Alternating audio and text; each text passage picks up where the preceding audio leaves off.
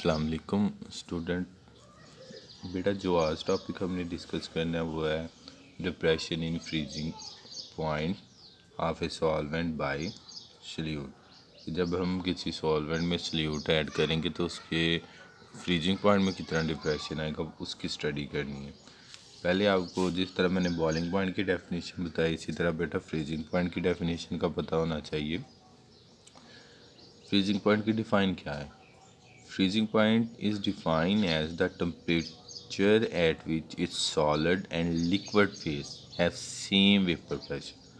आपको ये चीज़ का आइडिया होना चाहिए कि जब कोई चीज़ फ्रीज करती है उसके अंदर उसकी लिक्विड पार्टिकल्स मतलब लिक्विड भी मौजूद होता है और उसकी सॉलिड फेज भी उस लिक्विड की सॉलिड फेज भी मौजूद होती है। फॉर एग्जांपल आइस बन रही है ना, तो आइस के अंदर पानी भी मौजूद है और आइस भी मौजूद है। वो पॉइंट जिस पे दोनों का वेपर प्रेशर इक्वल हो जाएगा उसको क्या बोलेंगे? फ्रीजिंग पॉइंट बोलेंगे। ठीक है। अब बेटा देखिए, मैं फ्रीजिंग पॉइंट की स्टडी करना चाहता हूँ बिल्कुल उसी तरह जिस तरह एलिवेशन ऑफ बॉइलिंग पॉइंट किया था।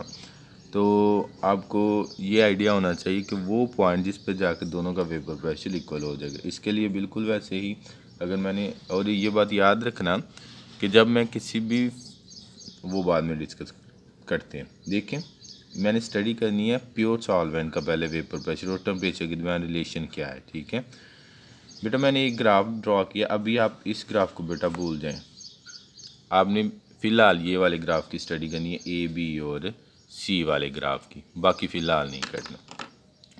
सबसे पहले देख लें, आपके पास है पहला ग्राफ हमने बेटा ड्रॉ किया। कौन सा ग्राफ ड्रॉ किया? A B C curve draw किया।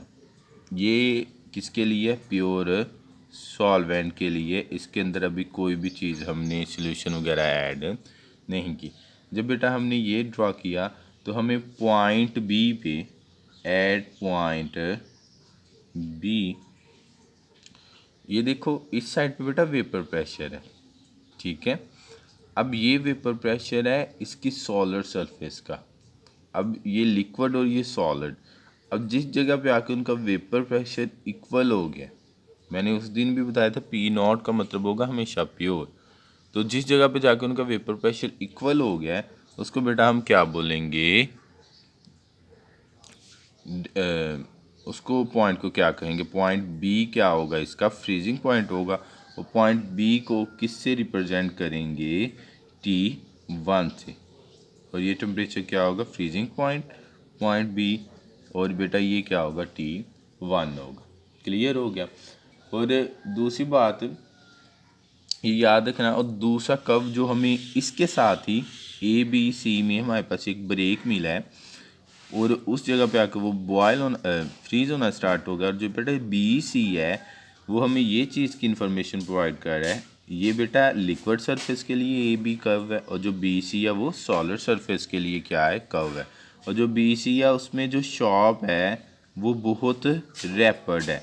इट्स मीन्स दैट कि अगर हम क्या करें, टेम्परेचर को डिक्रीज़ करें तो बेटा बहुत जल्दी वेपर प्रेशर में क्या आता है? डिक्रीज आता है। जो जिस वजह से वो लिक्विड क्या करना स्टार्ट कर देता है? Decreases and freeze.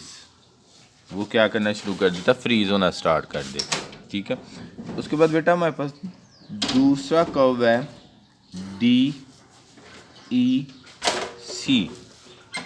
ये बेटा हमारे लिए जो कर्व है ना, ये कर्व है सॉल्यूशन के लिए। ये कर्व किसके लिए है? ये कर्व बेटा हमारे लिए सॉल्यूशन के लिए है।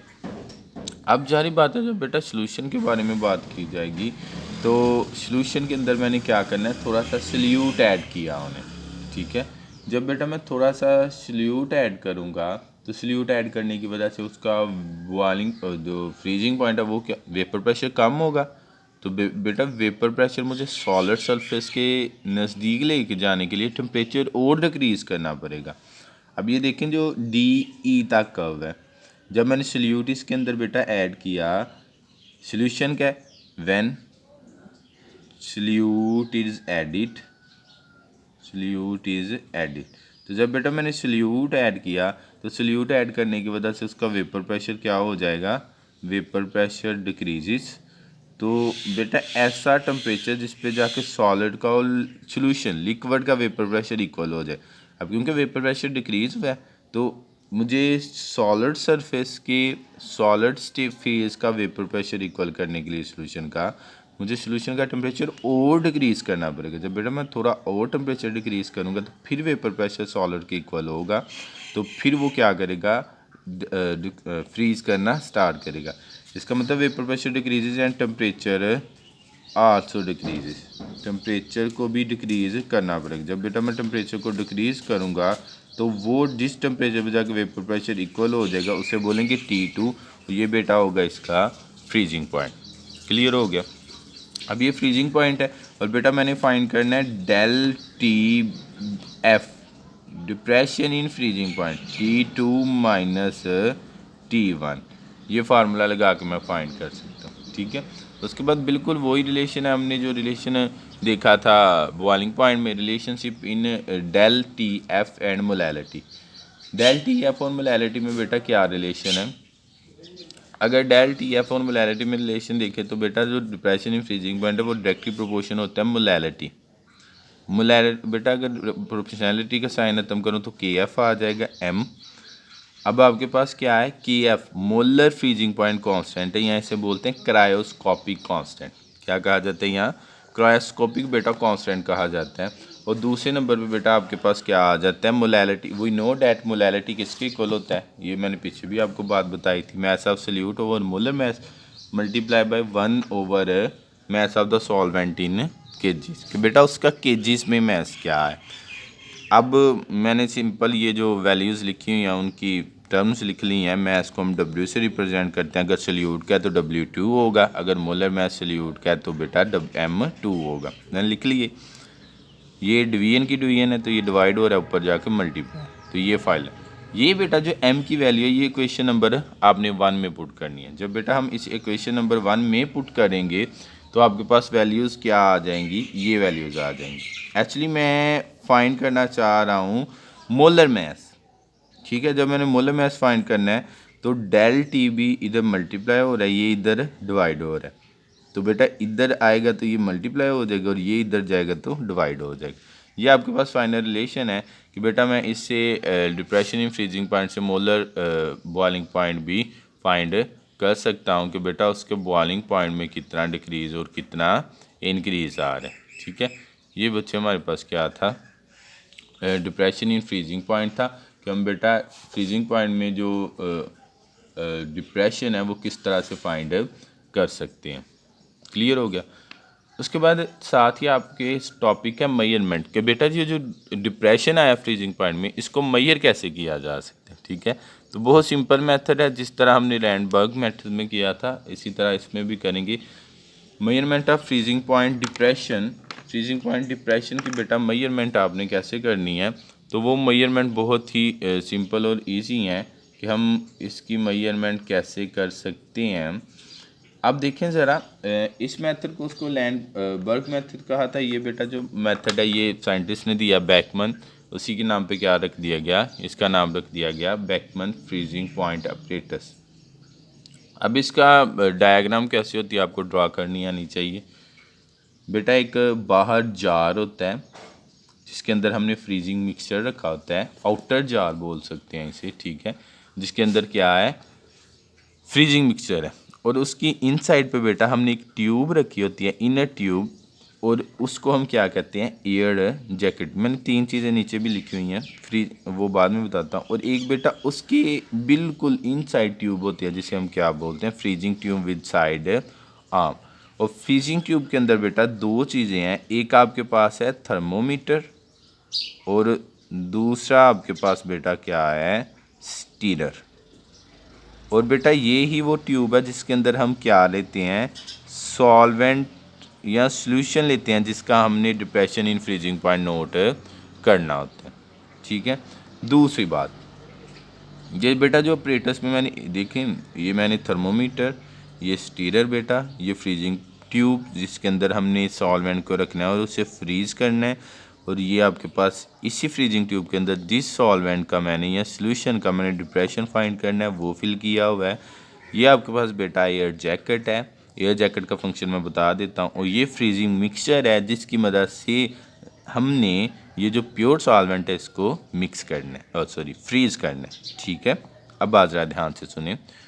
मैंने बेटा क्या करना है, अच्छा एयर जैकेट का क्या काम है। एयर जैकेट बेटा काम ये है कि ये जो स्लोली कूलिंग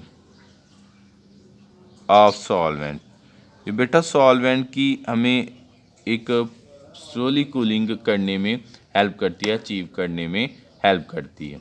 ठीक है, और इस तरह से हम एक्यूरेट वे में क्या कर सकते हैं, किसी भी चीज़ का फ्रीजिंग पॉइंट फाइंड कर सकती हैं। In accurate way freezing point can be measured. हम फ्रीजिंग पॉइंट को क्या कर सकते हैं, अच्छे तरीके से मेजर किया जा सकता है। क्लियर हो गया। अब जरा मैंने इंस्ट्रूमेंट, और तीसरा फ्रीजिंग मिक्सचर मैंने आपको बता दिया, जो सबसे बाहर वाला आउटर जार है उसको फ्रीजिंग मिक्सचर कहते हैं। फ्रीजिंग मिक्सचर उसके अंदर रखा जाता है जिसकी मदद से हमने क्या करना है, किसी भी चीज़ का फ्रीजिंग पॉइंट फाइंड करना है। क्लियर हो गया। अब ज़रा बात सुनिए, प्रोसीजर क्या होता है। प्रोसीजर में बेटा आपके पास क्या चीज़ें आ जाएंगी। Procedure,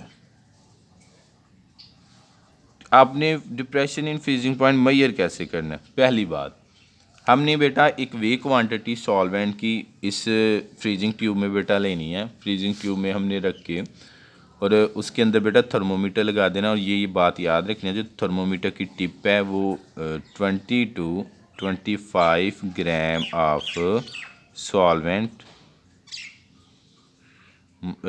take in freezing tube. Freezing tube में बेटा आपने वो सॉल्वेंट ले लेना है। दूसरे नंबर पे आपने क्या करना है बेटा, फिर जो ट्यूब पहले उस डायरेक्टली जो फ्रीजिंग ट्यूब है उसको डायरेक्टली कूल करके, उसकी कूलिंग करके हमने सॉल्वेंट का बेटा फ्रीजिंग पॉइंट नोट कर लेना। ठीक है, डायरेक्टली का मतलब है डायरेक्ट किसी प्रोसेस से हमने उसका बेटा, फॉर एग्जांपल हम डायरेक्ट कूलिंग करवा के उसमें एयर जैकेट यूज़ नहीं करेंगे। सिंपल, इसमें तो एयर जैकेट है ना, उसमें हम एयर जैकेट यूज़ नहीं करेंगे। उसको बेटा फ्रीज़ करवा लेना, उसका फ्रीजिंग पॉइंट नोट कर लेना। और फिर हमने क्या करना है, ये जो जैकेट, ये जो ट्यूब है फ्रीजिंग ट्यूब, इसको बेटा एयर जैकेट में रखना है।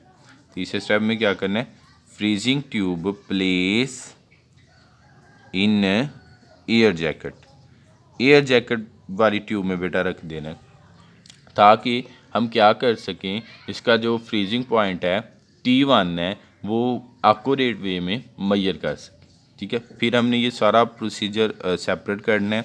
ये ट्यूब, फ्रीजिंग ट्यूब बाहर निकाल लेनी है। और बेटा ये साइड आर्म जिसके मैंने M का नाम दिया हुआ है, इसकी मदद से मैंने एक वे क्वांटिटी, आप जितना मर्जी ले सकते हैं, आपकी बुक में जो टर्मिनोलॉजी है वो 0.2 एंड 0.3 ग्राम ऑफ सल्यूट है। तो बेटा जब मैं ये ऐड करूँगा तो ये क्या बना देगा, सोल्यूशन बना देगा। बेटा मैंने ये पुट करना है उसके अंदर, और फिर मैंने इसे एयर जैकेट में रखना है। और एयर जैकेट में रख के मैंने कंटिन्यूस स्टीर करके उसका T2 फाइंड करना है।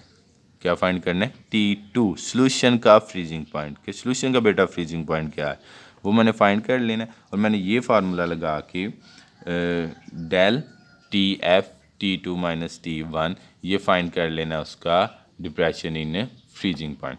और अगर आपने मोलर मैस फाइंड करना है कि बेटा उसका मोलर मैस कितना था जो सोल्यूट हमने ऐड किया, तो वो सिंपल आप क्या कर लो, ये फार्मूला अप्लाई करो तो आप उसका मोलर मैस फाइंड कर सकते हो। ठीक है,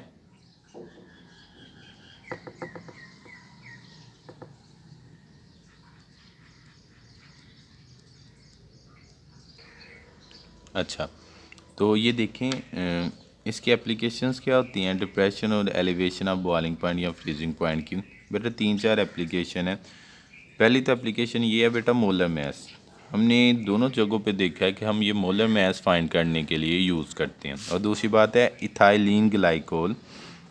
इथाइलिन ग्लाइकोल का आपको बेटा फार्मूला तो आना चाहिए, अगर नहीं आता तो बेटा ये इसका फार्मूला होता है। ठीक है, ये आपने पढ़ा हुआ है ऑलरेडी। अच्छा, इथाइलिन ग्लाइकोल का फंक्शन क्या होता है बेटा, ये आपने एक चीज़ पढ़ी हो, गाड़ियों के आगे ना एक जाली सी लगी होती है जिसे हम रेडिएटर कहते हैं। उसके अंदर पानी डाला जाता है ताकि वो इंजन को क्या रखे, ठंडा रखे। गाड़ी के इंजन को जब वो चलता है तो गर्म हीटअप हो जाता है। उसे कूल करने के लिए हम रेडिएटर में पानी यूज़ करते हैं। उस पानी में हम क्या ऐड कर देते हैं, इथाइलिन ग्लाइकोल। इथाइलिन ग्लाइकोल का मकसद ये होता है, विंटर्स में हम ये ऐड करते हैं। दो काम है इसके बेटा, विंटर्स में ऐड किया जाता है सर्दियों में, ताकि जब 0 डिग्री से अगर टेम्परेचर नीचे भी चला जाए तो जो रेडिएटर में पानी है वो फ्रीज़ होना स्टार्ट ना हो। क्योंकि फिर जब हम ये ऐड कर देंगे, सोल्यूट ऐड होगा, उसका वेपर प्रेशर कम होगा, उसका वेपर प्रेशर कम होगा तो फ्रीजिंग पॉइंट भी डिक्रीज़ हो जाएगा। तो विंटर्स में हम क्या करते हैं, एडिशन करते हैं ताकि बेटा इसका फ्रीजिंग पॉइंट डिक्रीज़ हो जाए और रेडिएटर में जो पानी है वो फ्रीज़ ना हो, वो वैसे ही यूज़ होता रहे जैसा हम यूज़ करना चाहते हैं।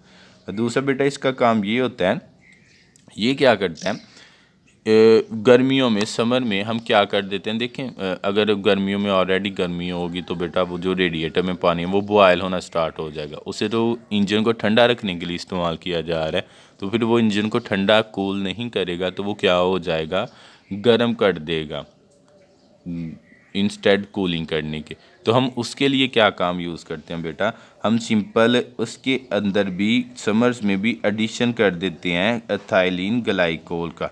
जब वो एडिशन कर दिया जाता है तो बेटा वो सिंपल है, वो उसे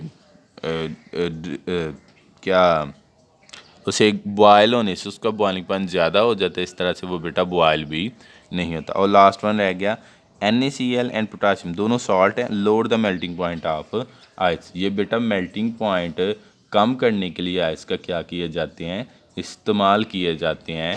और बेटा ये जो आइसक्रीम वाले हैं वो क्या करते हैं, इन मिक्सचर्स को NaCl नमक वगैरह को आइस में रख देते हैं ताकि वो जल्दी से मेल्ट ना हो और उनकी जो आइसक्रीम है वो भी क्या रहे, ठंडी रहे। ठीक है, ये बेटा हमारे पास क्या थी, एप्लीकेशंस थी किसकी, एलिवेशन की और डिप्रेशन ऑफ फ्रीजिंग पॉइंट की। ठीक है बच्चे, और आपका बेटा एक टॉपिक अब बच गया, एनर्जेटिक्स ऑफ सॉल्यूशन इस चैप्टर का।